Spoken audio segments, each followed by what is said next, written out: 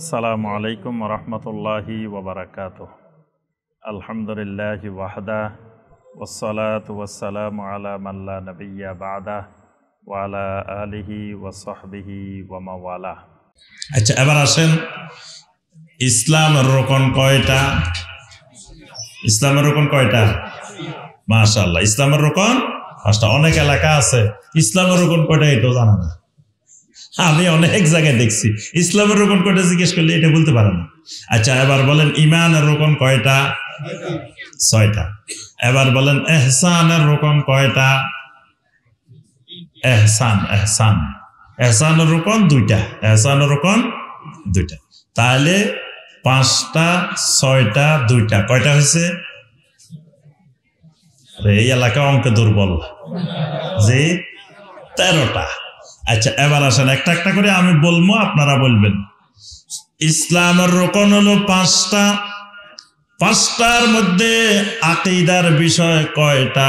আমলের বিষয় কয়টা? 1 নম্বর হলো শাহাদাতে আল্লাহ ইলাহা ইল্লাল্লাহ ওয়া আন্না মুহাম্মাদুর রাসূলুল্লাহ। 2 নম্বর সালাত কায়েম করা। 3 নম্বর যাকাত প্রদান করা। 4 নম্বর সিয়াম পালন করা। 5 নম্বর হজ করা। এবারে বলেন এই 5টার মধ্যে, মানে সৃজনশীল প্রশ্ন, তখন আকীদা বুঝাইছি না, এবার বুঝছেন কি না এটা বলতে পারলে মনে করেন বুঝে গেছেন। এই 5টার মধ্যে আকীদার সাবজেক্ট, আকীদার সাথে সম্পৃক্ত কয়টা? আমলের সাথে সম্পৃক্ত কয়টা? মাশাআল্লাহ, দেখছেন খুবই মেধাবী, একবারে ট্যালেন্টফুল। আকীদা একটা, আমল কয়টা? 4টা। প্রথম যেটা শাহাদাতে আল্লাহ ইলাহা ইল্লাল্লাহ ওয়া আন্না মুহাম্মাদুর রাসূলুল্লাহ, এটা কিসের সাথে? আকীদার সাথে। বাকি 4টা আমলের সাথে। এবার আসেন ঈমানের রোকন হলো 6টা। এই 6টার মধ্যে কয়টা আকীদা, কয়টা আমল? এবার এটা বলেন যে 6টাই আকীদা। এখানে কয়টা? 6টাই আকীদার বিষয়, আমলের কোনো বিষয় নেই। তারপরে হলো এহসান। এহসানের রোকন কয়টা বলছি? 2টা। একটা হলো আনতা আবুদাল্লাহা কাআন্নাকা তারা, এমন ভাবে তুমি আল্লাহর গোলামি করো যেন তুমি আল্লাহকে দেখতেছ। এটার নাম হলো মুশাহাদা। এক শব্দে বললে মুশাহাদা। তবে যদি আল্লাহকে না দেখো, ফাইল্লাম তাকুন তারাহু ফাইন্নাহু ইয়ারাক, তোমাকে আল্লাহ রাব্বুল আলামিন দেখতেছেন। এই পরিপূর্ণ এতে নিয়ে তুমি আল্লাহর গোলামি করো। এটা হলো 2 নম্বর রোকন। এটারে এক শব্দে বললে মুরাকাবা। তাহলে একটা রোকন মুশাহাদা, একটা রোকন মুরাকাবা। তো এই দুটোটা ঈমানের আকীদার সাথে না আমলের সাথে সম্পৃক্ত? যে আকীদার সাথে। কিসের সাথে? আচ্ছা, এবার বলেন মোট 13টা পাইছি। ঈমানের 6টা, ইসলামের 5টা, এহসানের 2টা। 13টার মধ্যে কয়টা আকীদা, কয়টা আমল?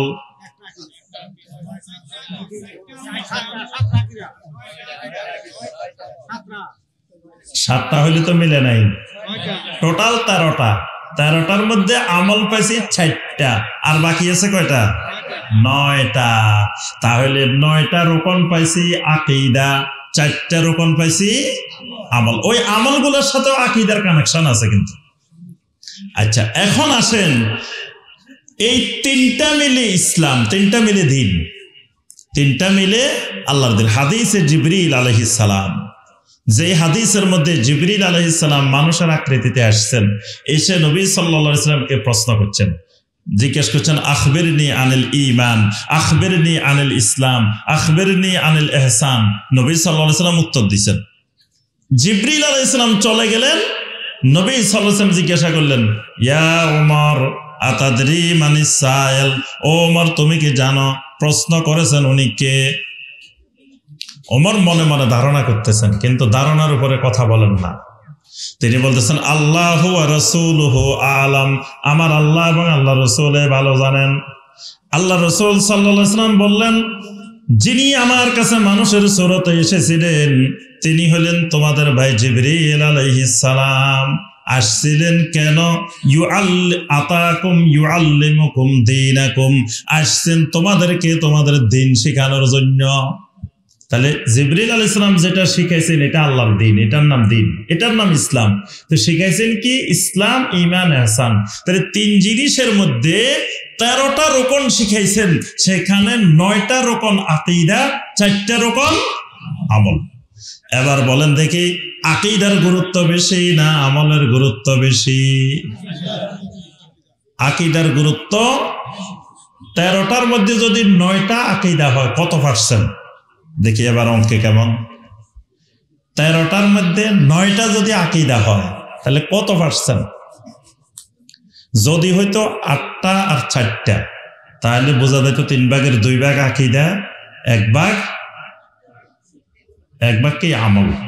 এখন 9টা আকীদা, 4টা আমল, তাহলে আকীদা কত পার্সেন্ট? যে 70%-এরও বেশি। 70%-এর উপরে হলো কি? আকীদার গুরুত্ব। তাহলে আমলের চাইতে আকীদার গুরুত্ব 3 ভাগের 2 ভাগেরও বেশি। কারণ আকীদার উপরে সমস্ত আমল নির্ভরশীল। সমস্ত আমাল আকীদার উপরে নির্ভরশীল। আকীদা যদি ঠিক থাকে আমল কবুল হবে, আকীদা ঠিক নাই আমল কবুল হওয়ার সম্ভাবনাও নাই। কিছু কিছু ভাইয়েরা আছে, দেখা যায় দাওয়াতের পদ্ধতি, দাওয়াতের মানহাজ না জানার কারণে বিভিন্ন এলাকায় যায় মানুষের নামাজের পদ্ধতি শিখায়। ভাই যে আপনি নামাজ পড়তেছেন, নামাজটা হইতেছে না, সুন্নত অনুযায়ী এমনি এমনি নামাজ পড়েন। তো ওই লোকের তো আকীদাই ঠিক নাই, ওই লোকের নামাজ ঠিক করে কি লাভ হইব? এই লোক যদি সুন্নত তরিকায়ও নামাজ পড়ে, তাও তো এই লোকের নামাজ আল্লাহ দরবারে কবুল হবে না। কেন কবুল হবে না? এই লোকের আকীদাই তো ঠিক নেই। এই জন্য যে ইমাম সাহেবের আকীদার মধ্যে শিরিক আছে, যে ইমাম সাহেবের আকীদার মধ্যে কুফরি আছে, ওই ইমাম সাহেবের পিছনে নামাজ পড়া জায়েজ নাই, নামাজ বাতিল। তিনি যত বড় মুফতি সাহেব, যত বড় মুফাসসির সাহেব, যত বড় মুহাদ্দিস সাহেব হোক না কেন, আকীদা ঠিক নেই, আকীদা বিশুদ্ধ নাই। তাহলে সংক্ষিপ্ত কথা, আমরা আকীদার যে কত গুরুত্বপূর্ণ আমরা বুঝতে পারছি তো নাকি? আল্লাহ পাক সূরা আল কাহাফের 10 নম্বর আয়াতে বলছেন, ফামান 110 নম্বর, ফামান কানা ইয়ারজু লিকা রাব্বিহি ফালইয়ামাল আমালান সালিহা ওয়ালা ইউশরিক বিইবাদাতি রাব্বিহি আহাদা। এখানে আল্লাহ পাক বলছেন, যদি রবের মোলাকাত চাও অর্থাৎ জান্নাত চাও তো বেশি বেশি আমলে সালেহ করো। তবে মনে রাখবা, আল্লাহর ইবাদতের সাথে কাউকে শরীক করা যাবে না। অর্থাৎ শরীক করলে তোমার আকীদা নষ্ট হয়ে গেছে, আকীদার মধ্যে শিরিক ঢুকে গেছে, তাহলে কোনো আমল আল্লাহ রাব্বুল আলামিনের দরবারে কবুল হবে না। তাহলে আমাকে আপনাকে আমল বিশুদ্ধ করার আগে বিশুদ্ধ করতে হবে কি? আকীদা। আকীদা বিশুদ্ধ হলে আমার আপনার জীবনের সমস্ত আমল বিশুদ্ধ হয়ে যাবে। আকীদা ঠিক হইলে আকীদার উপরে ভিত্তি করে আপনার পুরা জিন্দেগির সংশোধন হবে। সাহাবায়ে কেরাম ইসলাম গ্রহণের আগের দিন আর ইসলাম গ্রহণের পরের দিন আকাশ পাতাল তফাৎ। এই তফাৎটা আনি দিছে আকীদা। এই পার্থক্যটা আনছে কিসে? আকীদা। এই কারণে আকীদার গুরুত্ব, ঈমানের 3 জিনিসের মধ্যে আকীদার গুরুত্বটা সবচাইতে বেশি। এবার আসেন, আকীদা নষ্ট হয় কেমনে, এরপরে আকীদা সংশোধন হয় কেমনে, এই সংক্ষেপে 2টা বলেই শেষ। আকীদা নষ্ট হয় কেমনে? আকীদা নষ্ট হওয়ার অনেক কারণ আছে। ওই আকীদাগুলো বিশুদ্ধতম আকীদা। প্রথম চিনতে হবে সহি আকীদা কোনটা, বিশুদ্ধ আকীদা কোনটা। বাংলাদেশে যতজন আছে সবার জিজ্ঞেস করবেন, ভাই আপনার আকীদা কি সহি? হ্যাঁ, আমার আকীদা সহি আকীদা। মানে সবাই সহি আকীদা না। বাতিল আকীদার কোন লোক যদি বলে ভাই আপনার আকীদা কি বাতিল, আপনারা মারতে আসবো, মিয়া আমার আকীদা বাতিল কইছে। আকীদা কোনখান দিয়ে বাতিল? মানে শিরিক করে তাও আকীদা সহি। ওয়াজ মাহফিলে দেখবেন গান গায় আর নাচানাচি করে, কয় আমরা সহি আকীদার লোক, আমাদের আকীদা ঠিক আছে। দুনিয়ার শিরিক, কবর পূজা করে, কবরে সাজদা করে, কবরে মান্নত করে, কবরে ওরস করে, কবর কেন্দ্রিক এমন কোন শিরিক নাই। কবরে তাওয়াফ করে, কবর সাজায়, কবরে গম্বুজ বানায়, কবরে কত কিছু বানায়, কবরের ইবাদত করিও কয় আকীদা ঠিক আছে। এরকম আছে না? এখন আপনি বুঝবেন কেমনে কোনটা সহি আকীদা? সহি আকীদা চিনার পদ্ধতি হলো মা আনা আলাইহি ওয়া আসহাবি। এক বাক্যে সহি আকীদা মানে নবী সাল্লাল্লাহু আলাইহি ওয়াসাল্লাম বলেছেন আমার উম্মত 73 ভাগে বিভক্ত হইব, সব জাহান্নামে যাবে, একটা মিল্লাত কোথায় যাবে? জান্নাতে যাবে। সাহাবায়ে কেরাম জিজ্ঞাসা করছেন এটা কোন মিল্লাত? নবী সাল্লাল্লাহু আলাইহি ওয়াসাল্লাম কি বলছেন? মা আনা আলাইহি ওয়া আসহাবি, আমি আর আমার সাহাবীরা যেই আকীদা পোষণ করি এটাই হলো জান্নাতি আকীদা, এটাই সিরাত মুস্তাকিমের আকীদা, এটাই সহি আকীদা, এটাই হলো আহলুস সুন্নাহ ওয়াল জামাতের আকীদা। তাহলে এক কথায় সহি আকীদা কোনটা? আল্লাহ রসুল আর আল্লাহ রসুলের সাহাবীরা যেই আকীদা পোষণ করতেন, যেই ব্যাপারে যেই বিশ্বাস পোষণ করতেন, ওই ব্যাপারে ওই বিশ্বাস পোষণ করার নাম সহি আকীদা। এর বিপরীত বিশ্বাস করার নাম কি? আচ্ছা, এবার আসেন নবী সাল্লাল্লাহু আলাইহি ওয়াসাল্লামের কাছে এক দাসীকে আনা হলো। মুআবিয়া ইবনুল হাকাম আস-সুলামি রাদিয়াল্লাহু তাআলা আনহুর দাসী। বললেন ইয়া রাসূলুল্লাহ সাল্লাল্লাহু আলাইহি ওয়াসাল্লাম, দাসীটারে আজাদ করে দিতে চাই। আল্লাহ রাসূল বললেন আমার কাছে আনো, আমি পরীক্ষা করব, তারপরে আজাদ করিও। নবী সাল্লাল্লাহু আলাইহি ওয়াসাল্লাম দুইটা প্রশ্ন করে দাসীটারে পরীক্ষা করলেন। জিজ্ঞেস করলেন, প্রথম প্রশ্ন, ও দাসী বলো দেখি আইনাল্লাহ। এক নম্বর প্রশ্ন কি? আইন আল্লাহ, বলো দেখি আল্লাহ কোথায়? এখন দাসী কয় ফিস সামা, আল্লাহ কোথায়? আকাশে, উপরে। এবার নবী সাল্লাল্লাহু আলাইহি ওয়াসাল্লাম কয় মান আনা, ও দাসী আমি কে, আমারে চিনো নাকি? আনতা রাসূলুল্লাহ, আপনি তো যে আল্লাহ আকাশে ওই আল্লাহর রাসূল। সুবহানাল্লাহ। আল্লাহ রাসূল সাল্লাল্লাহু আলাইহি ওয়াসাল্লাম কয় আতিকহা ফা ইন্নাহা মুমিনা, এরে তুমি আজাদ করে দাও। নবী সাল্লাল্লাহু আলাইহি ওয়াসাল্লাম সার্টিফিকেট লিখে দিলেন, ফা ইন্নাহা মুমিনা, এই মহিলা, এই দাসী সত্যিকারের ঈমানদার। সুবহানাল্লাহ। বাদ টিপ দিবেন কয়টা? দুইটা টিপ দিয়ে বলছেন যে এই মহিলা সত্যিকারের ঈমানদার। তাহলে ঈমানদার পরীক্ষা করার জন্য নবী সাল্লাল্লাহু আলাইহি ওয়াসাল্লাম এক নম্বর প্রশ্ন করছেন কি? আইন আল্লাহ, আল্লাহ কোথায়? তাহলে মহিলা যে উত্তর দিছে নবী সাল্লাল্লাহু আলাইহি ওয়াসাল্লাম কি এটা সাপোর্ট করছেন না ভুল কইছেন? আল্লাহ রাসূল কইছে এই বেডি হয় নাই তোর, এই কথা কইছে। আল্লাহ রাসূল কি বলছেন? সার্টিফিকেট দিয়ে দিবেন, ফা ইন্নাহা মুমিনা, এই মহিলা অরিজিনাল খাঁটি নির্ভেজাল ঈমানদার। তাহলে মহিলা কিন্তু বলে নাই আল্লাহ সর্বত্র বিরাজমান, এটা বলছে না মহিলা। মহিলা বলছে কি ফিস সামা। আল্লাহ রাব্বুল আলামিন বলেন কাদ নারা তাকাল্লুবা ওয়াজহিকা ফিস সামাই ফালানুওয়াল্লিয়ান্নাকা কিবলাতান তারদাহা। ও নবী, সালাতের মধ্যে আমি লক্ষ্য করে দেখতেছি আপনি বারবার খালি আকাশের দিকে তাকাইতেছেন।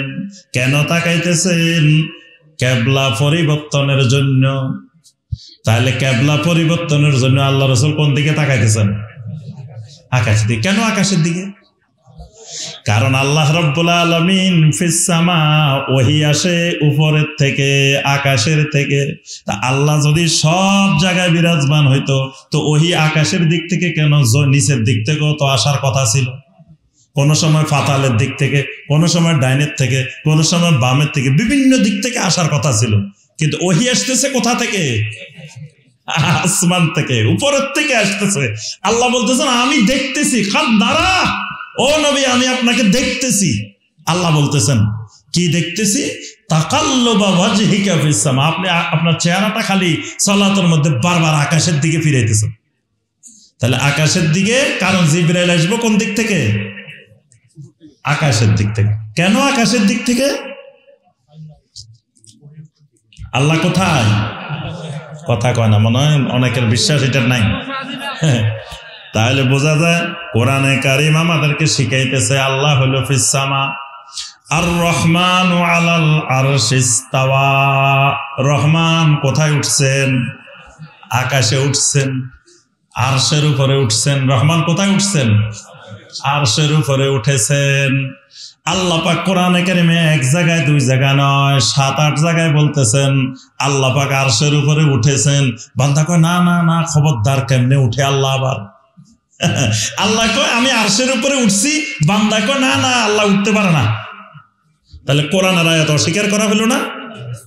এবার আসেন আকীদা কেমনে নষ্ট হয়। তাহলে নবী সাল্লাল্লাহু আলাইহি ওয়াসাল্লাম সাহাবায়ে কেরাম বিশ্বাস করতেন আল্লাহু ফিস সামা ওয়া ইলমুহু ফি কুল্লি মাকান। ইমাম মালিক রাহিমাহুল্লাহ বলেন কয় আল্লাহু ফিস সামা ওয়া ইলমুহু ফি কুল্লি মাকান। আল্লাহ আকাশে, আল্লাহর ইলম সর্বত্র বিরাজমান। তাহলে এটার নাম সহিহ আকীদা। এখন যদি কয় আল্লাহ সর্বত্র বিরাজমান, এটার নাম কি আকীদা? ভয় পাইতেছে। এটার নাম কি আকীদা? বাতিল আকীদা। এবার আকীদা কেমনে নষ্ট হয় পাইছেন নে? কথা কয়। তাহলে আকীদা নষ্ট হয়। সাহাবায়ে কেরামেরা আল্লাহ রাসূলেরা যে আকীদা পোষণ করতেন এটারে ঘুরাই গাড়াই অন্যদিকে আকীদা পোষণ করলে আকীদা নষ্ট হয়।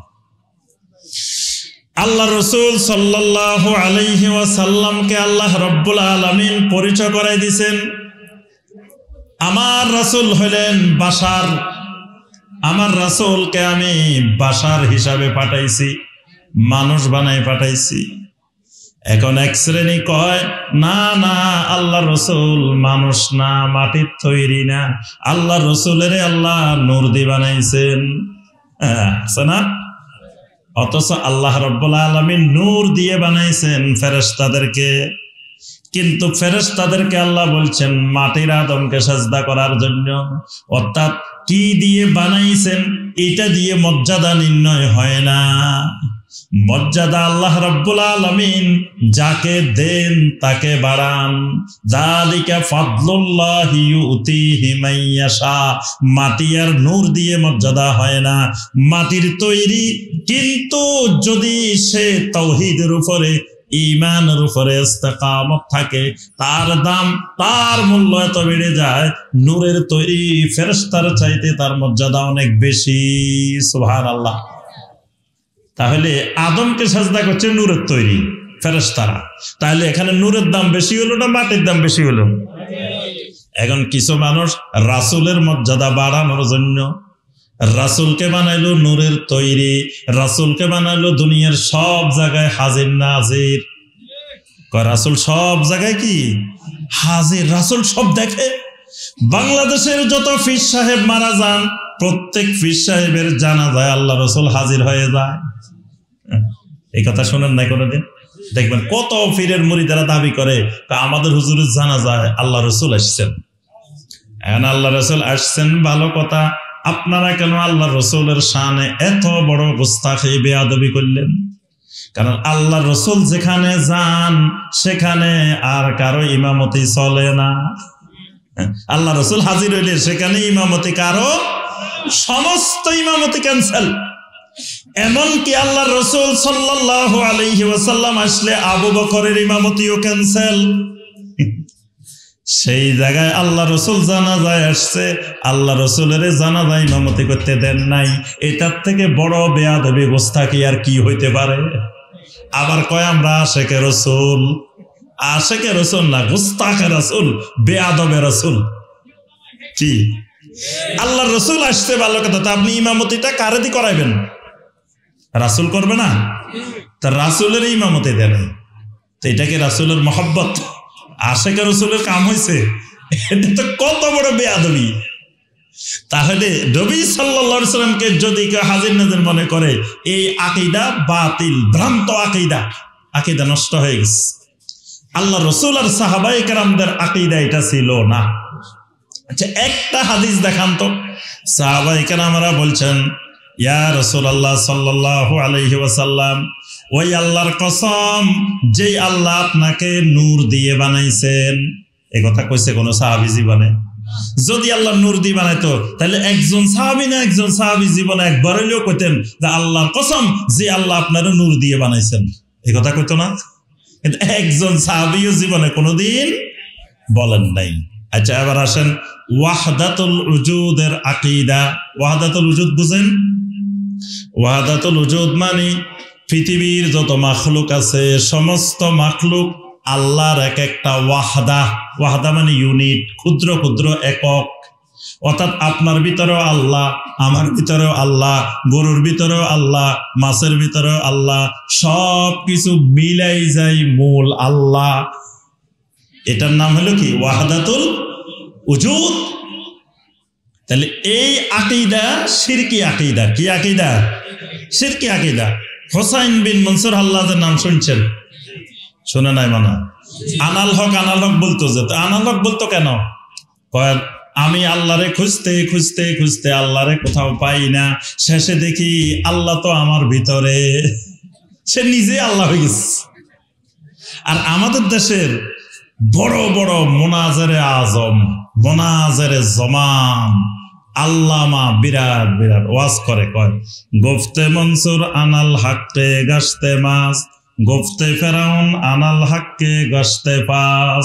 কয় দেখো ফেরাউন আনাল হক বলি কাফের হয়ে গেছে, আর মনসুর আল্লাহ আনাল হক বলি আল্লাহর ওলি হয়ে গেছে। আনাল হক বলি আল্লাহ দাবি করি নাকি আল্লাহর কি হয়ে গেছে?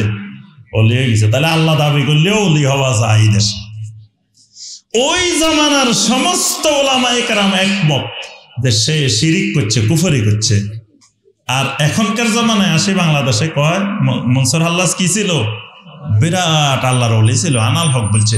এই ওয়াহদাতুল উজুদের আকীদা, কুফরি আকীদা, শিরকি আকীদা, এটা মুমিনের আকীদাকে কি করে দে? নষ্ট করে দে। এবার আসেন আরেকটা আকীদা। আল্লাহর ওলিদের ক্ষমতা এত বেশি, মারা যাওয়ার পরে আল্লাহর ওলিদের পাওয়ার আরো বেড়ে যায়। জিন্দা থাকতে যা পাওয়ার, মরে গেলে ক্ষমতা কি হয়? বাড়ি যায়। কেন বাড়ি যায়? এটা রহস্য জানেন? কি জানেন বলেন দেখি, কেন বাড়ে? না, একজন মানুষের বডির ভিতরে তারা 10টা লতিফা আবিষ্কার করছে। কয় লতিফা? 10 লতিফার নাম শুনছেন রে কোনোদিন? যারা পীর মুরিদির দরবারে ঘুরছেন তারা জানেন, বাকিরা জানবেন না। 10টা লতিফা আছে মানুষের শরীরে। কি আছে? 10টা লতিফা। লতিফা মানে 10টা সূক্ষ্ম সূক্ষ্ম জায়গা আছে। এখানে হলো কালব, এখানে হলো কি? কালব। এখানে হলো রূহ, এখানে হলো সের, এখানে হলো খফি, এখানে হলো আখফা।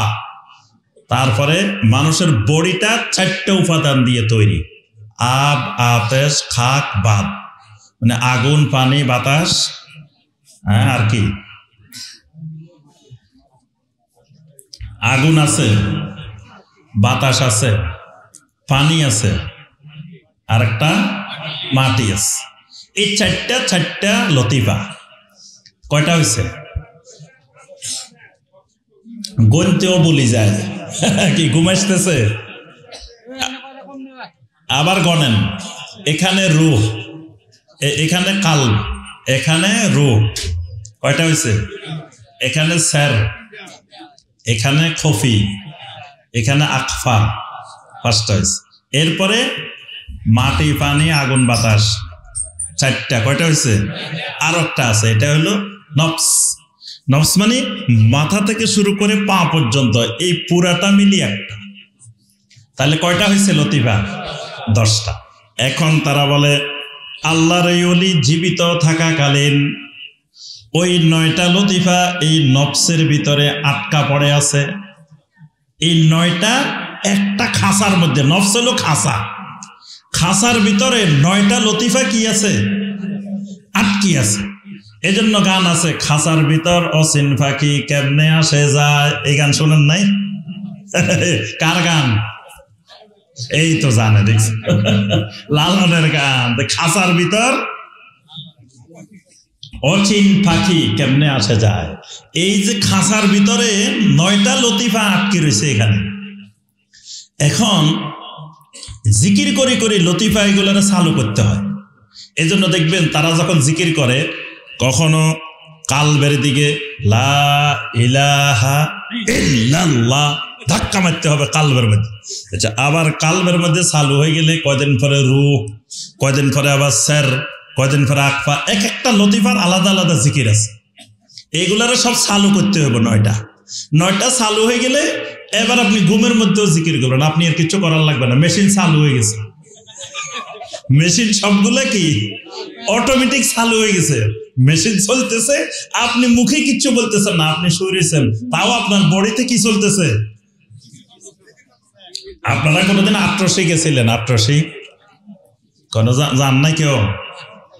ওরে আট্রসির যে পীর ছিল, মরে গেছে যিনি, উনি কি করতো, এইখানে ধরুন বসে রয়েছে, একজনে হাত এটা ধরে রাখত, তো মানুষ লাইন ধরে ধরে এখান দিয়ে আসতো, আর এই আঙ্গুলিটারে এখানে লাগাই দিত। ওখানে তো এটা কেন লাগাই দিত, মানে ওনার এই আঙ্গুলের মধ্যে এত পাওয়ার, মানে এটা দিয়া চলায় ম্যাচ। এটা যখনই লাগাই দিবে এই জায়গায় আপনার কলম অটোমেটিক চালু হয়ে যাবে। এই জন্য এটা মানে এটা দিয়ে কলম জারি করতো, এটা দিয়ে লাগাই দিত। তাহলে এই যে আমার কথাটা চলতেছে, আমরা শেষ করে দিব নাকি? আর কষ্ট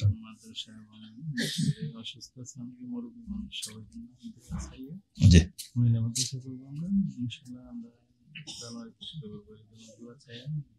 জি ইনশাআল্লাহ। তো যেই কথাটা বলছিলাম যে মরে গেলে পাওয়ার বাড়ে কেন, দেখবেন জিন্দা পীরের কাছে, জিন্দা ওলির কাছে যত মানুষ যায় তার থেকে শত শত গুণ বেশি যায় মরা ওলির কাছে, মরা পীরের কাছে। কি বেশি যায় না? জীবিত থাকতে যদি মানুষ 1 লাখ আসে, মরে গেলে 10 লাখ আসে।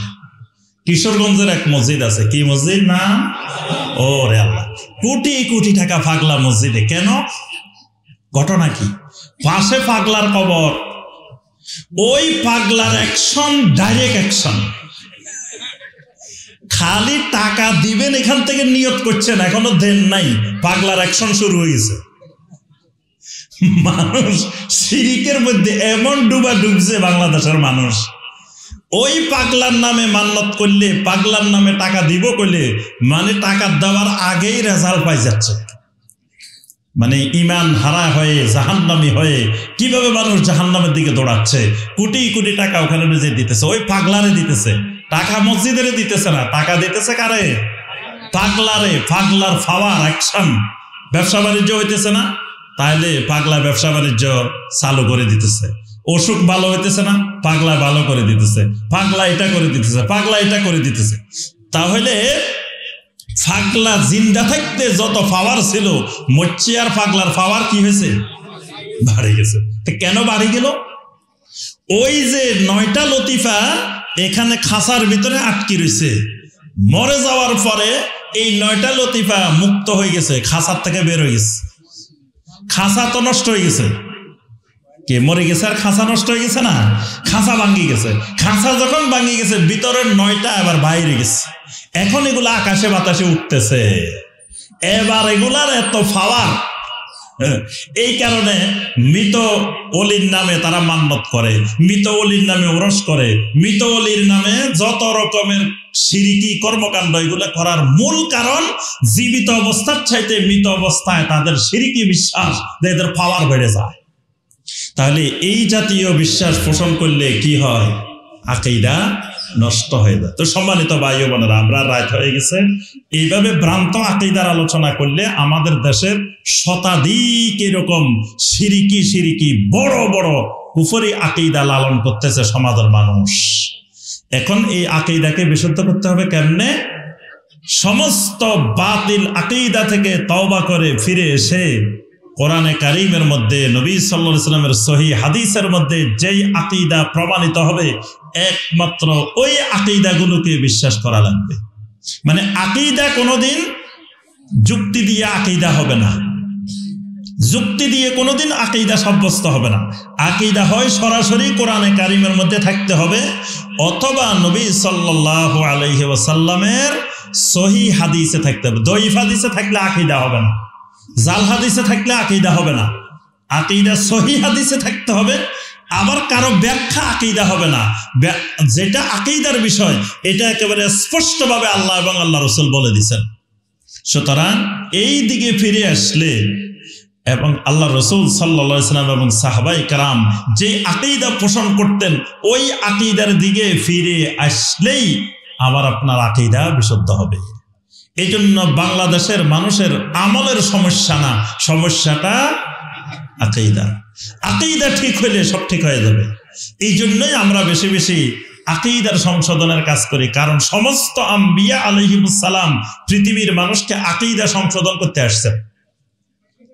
ইব্রাহিম আলাইহিস সালাম আল্লাহর কাছে দোয়া করছেন, রব্বানা ওয়াবআস ফীহিম রাসূলাম মিনহুম ইয়াতলু আলাইহিম আয়াতিকা ওয়া ইউআল্লিমুহুমুল কিতাবা ওয়াল হিকমাতা ওয়া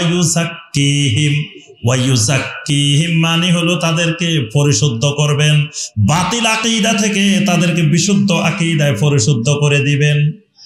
সমস্ত আম্বিয়া আলাইহিমুস সালামের দাওয়াত ছিল ঈমানের, তাওহীদের। কোন নবী আমলের দাওয়াত দেন নাই, দাওয়াতটা দিয়েছেন কিসের? তাওহীদের, ঈমানের। অর্থাৎ মানুষের আকীদা সংশোধনের কাজ করছেন আম্বিয়া আলাইহিমুস সালাম।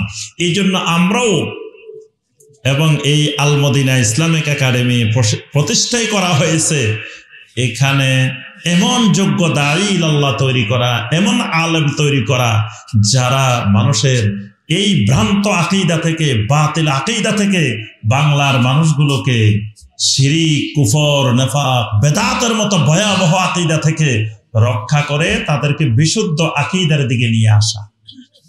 এরকম যোগ্যতা সম্পন্ন দায়ী তৈরি করার জন্যই আল মদিনা ইসলামিক একাডেমি করা হয়েছে। তো সম্মানিত ভাই ও বোনেরা, আমরা সবাই আল মদিনা ইসলামিক একাডেমির এক একজন খাদেম হয়ে যাব, রাজি আছি তো? নেতা হব না, কি হব? খাদেম। খাদেম হওয়ার জন্য পদবি লাগে না, সবসময় খেদমতের জন্য লেগে থাকবেন। আসি নিজেরা খবর নেবেন, ভাই কি দরকার, আমি কি খেদমত করতে পারি, কোন খেদমতটা জরুরি। এরকম একটা বিশুদ্ধ আকীদার দ্বীনি মারকাজের সাথে খাদেম হতে পারা এটা জীবনের সবচেয়ে সৌভাগ্যের ব্যাপার।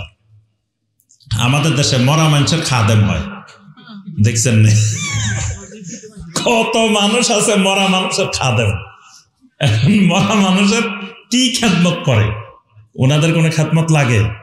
উনি মারা গেছেন, ওনার তো মশা কামড়ানোর সম্ভাবনা নেই যে মশারিটা লাগাই দিব। উনি ওযু করবে না যে ওযুর পানিটা আনে দিব। উনি বাথরুমে যাবে না যে পানিটা নিয়ে দিব। তো কি খেদমত করে? খেদমতটা করতে হবে এই দ্বীনি মারকাজের। আরেকটা বড় বিষয়, টাকা পয়সা খরচ করার ব্যাপারে খেয়াল রাখতে হবে।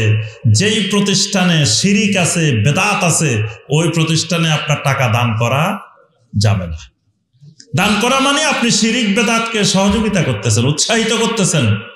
এমন প্রতিষ্ঠানগুলোতে দিবেন যে প্রতিষ্ঠানগুলো শিরিক মুক্ত, বেদাত মুক্ত এবং শিরিক বেদাত মুক্ত দায়ী তৈরি করতেছে, এইরকম প্রতিষ্ঠানে সর্বোচ্চ সহযোগিতা করবেন। এই প্রতিষ্ঠানটা আল মদিনা ইসলামিক একাডেমি ইনশাআল্লাহ শিরিক বেদাত মুক্ত প্রতিষ্ঠান এবং শিরিক বেদাত মুক্ত, শিরিক বেদাতের বিরুদ্ধে দায়ী ইলাল্লাহ তৈরি করার জন্য এই প্রতিষ্ঠানের প্রতিষ্ঠা। এই জন্য এখানে সর্বপ্রকার সহযোগিতা আমরা করব, অন্যদেরকে করতে বলবো। আল্লাহ পাক সেই তৌফিক দান করুন। আল্লাহ রাব্বুল আলামিন আল মদিনা ইসলামিক একাডেমিকে কবুল ও মঞ্জুর করে নিন। আল্লাহ পাক আমাদের সবাইকে কবুল করে নিন। এবং আলহামদুলিল্লাহ আল মদিনা ইসলামিক একাডেমির মহিলা শাখাও আলহামদুলিল্লাহ চালু হচ্ছে। তো আপনারা ছেলেদেরকে যেমন দিবেন, মেয়েদেরকেও ইনশাআল্লাহ এখানে ভর্তি করাতে পারবেন। আর যারা অসুস্থ আছেন, আল্লাহ রাব্বুল আলামিন সবাইকে সুস্থতা দান করুন। অনেকের অসুস্থতার জন্য দোয়া চেয়েছেন, আল্লাহ পাক সবাইকে সুস্থতা দান করুন। আল্লাহ পাক আমাদের সবাইকে কবুল করে নিন। এই আজকের সম্মেলনের প্রথম থেকে শুরু করে এই পর্যন্ত যা আলোচনা হয়েছে, আল্লাহ রাব্বুল আলামিন আমাদের সবাইকে এগুলো আমল করার তৌফিক দান করুন। আল্লাহ রাব্বুল আলামিন আমাদেরকে মৃত্যু পর্যন্ত তাওহীদের উপরে, সুন্নতের উপরে ইস্তেকামত থাকার তৌফিক দান করুন। আমিন ইয়া রাব্বাল আলামিন। সম্মানিত ভাই ও বোনেরা, আমার লেখা 14টা গুরুত্বপূর্ণ বই আছে। তো বইগুলো এখানে আপনারা পাবেন, এখান থেকে সংগ্রহ করতে পারবেন ইনশাআল্লাহ। আল্লাহ পাক আমাদেরকে তৌফিক দিন। সুবহানাকা আল্লাহুম্মা বিহামদিকা আশহাদু আল্লা ইলাহা ইল্লা আনতা আস্তাগফিরুকা ওয়া আতুবু ইলাইক। আসসালামু আলাইকুম ওয়া রাহমাতুল্লাহি ওয়া বারাকাতুহু।